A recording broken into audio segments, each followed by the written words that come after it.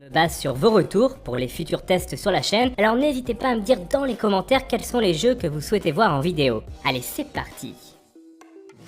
Et on va commencer fort vu que dès ce 1er février, on aura droit à quelques sorties. Déjà, on peut noter la présence de Dragon, l'aube des nouveaux cavaliers sur PC, PlayStation 4, Xbox One et Nintendo Switch, une adaptation assez classique pour anticiper la sortie du film Dragon 3, ainsi que Song of Memories, un visual novel sur PlayStation 4. A noter d'ailleurs que la version Switch du jeu, elle, a été annulée, mais on va quand même se consoler avec le fait qu'il est entièrement traduit en français, et un visual novel, c'est pas souvent le cas. Mais la grosse sortie de ce 1er février, c'est sans conteste Wargroove qui avait été annoncé au début de la Switch. Et là, il débarque sur PC, Xbox One et Nintendo Switch ce 1er février et dans les prochaines semaines sur PlayStation 4. On a là un véritable tactical RPG dans la lignée des fameux Advance Wars et Final Fantasy Tactics, et le titre devrait nous proposer une campagne solo de 50 heures, un éditeur de niveau, des parties jouables jusqu'à 4 en ligne et en local, bref, il y a clairement de quoi faire rêver. Le tout est d'ailleurs servi dans un style graphique qui rend hommage à l'époque Game Boy Advance tout en ayant une véritable identité et un monde de fantasy original. Et je trouve qu'il est quand même assez difficile d'attendre autre chose pour ce début de mois.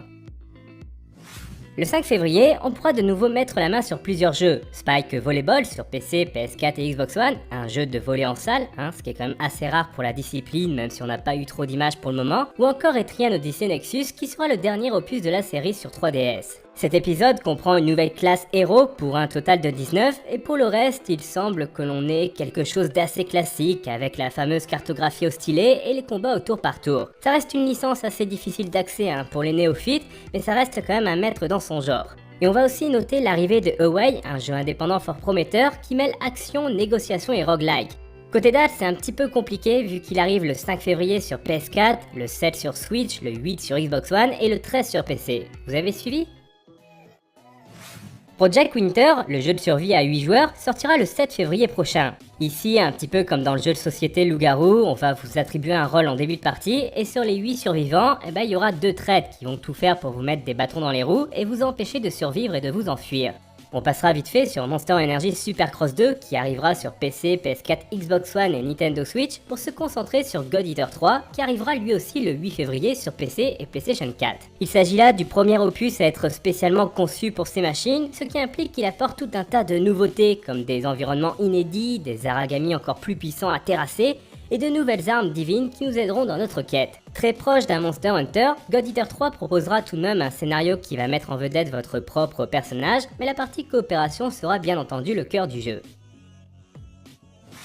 Bon, avant d'arriver au gros rush du milieu de mois, on va quand même noter que le jeu étudiant Intruders Hide and Seek arrivera sur PlayStation 4 compatible PlayStation VR le 13 février, alors que Devotion, un jeu d'horreur psychologique, arrive quant à lui sur PC à la même date. Et même support, même date pour East Shed qui pointera aussi le bout de son nez, mais c'est à l'inverse de Devotion puisque l'on a là un jeu calme et détendu où on va y incarner un peintre itinérant qui arpente une île.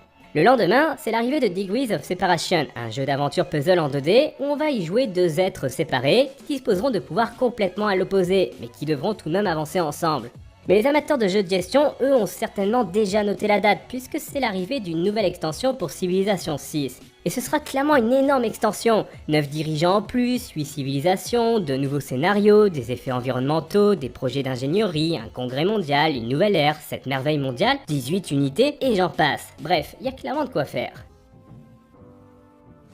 Allez, place au 15 février où on va un petit peu enchaîner les grosses sorties. Pour fêter les 50 ans de la revue Jump, Bandai Namco nous offre un crossover géant avec Jump Force qui réunit tous les personnages qui ont fait les beaux jours du magazine japonais. Goku, Luffy, Naruto et tant d'autres se retrouveront donc le 15 février pour se coller quelques Rasengan et Kamehameha dans la tronche. Et ils vont aussi d'ailleurs se donner rendez-vous dans notre monde, ce qui explique un petit peu cette direction artistique assez étrange qui aura fait beaucoup parler d'elle depuis l'annonce. Et les univers de nos mangas préférés vont donc se mélanger aux nôtres et ce sera à vous de stopper l'invasion en créant votre propre personnage et qui rejoindra les rangs de la Jump Force. Bref, un mode histoire du multijoueur, moi je sens que ça va se terminer en soirée canapé. Toujours le 15 février, et s'il y a bien une autre grosse sortie qu'on attend, c'est Metro Exodus. Toujours développé par le même studio, Metro Exodus prendra place après les événements comptés dans le livre Metro 2035. On y retrouvera Artyom et toute sa clique en vadrouille à travers un Moscou dévasté. Au programme, des gunfights bien nerveux, des environnements plus ouverts que ses prédécesseurs, mais aussi un aspect survie qui a forcément été retravaillé et approfondi. Les amateurs de FPS post-apo avec une connotation purement basée sur la survie devront donc être servis avec son arrivée sur PC, PlayStation 4 et Xbox One.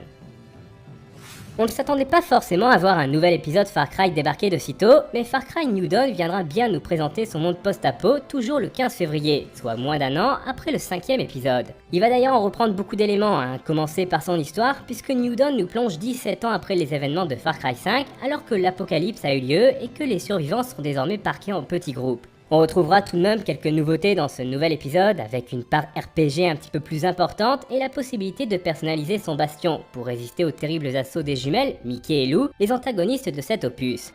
Bref, à voir maintenant si Ubisoft n'a pas juste tiré sur la corde ou si c'est vraiment quelque chose de novateur.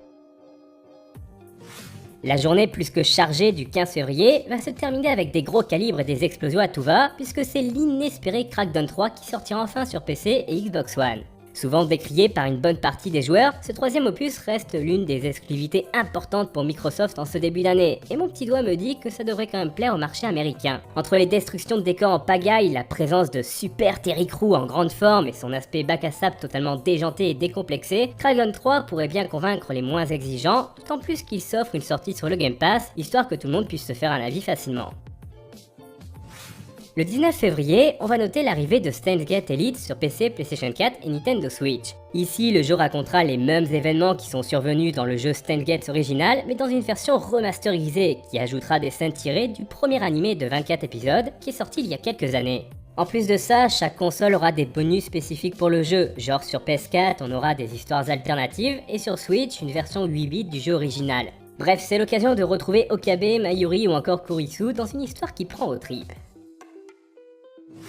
Hormis l'arrivée de Death End Request, le nouveau JRPG de Compilert sur PlayStation 4, c'est évidemment Anthem qui fera office de grosse sortie le 22 février. BioWare fait son grand retour ici, après un Mass Effect Andromeda plutôt controversé, et le studio compte bien se rattraper avec cette nouvelle licence. Ici, on a quelque chose avec de la science-fiction, de la fantasy dans un monde unique que les joueurs pourront parcourir ensemble. Rappelons à bien des égards un certain Destiny, ce TPS devrait se distinguer quelque peu grâce à la mobilité des javelines, des armures divisées en 4 classes qui permettront d'ajouter énormément de verticalité au game design et aux affrontements.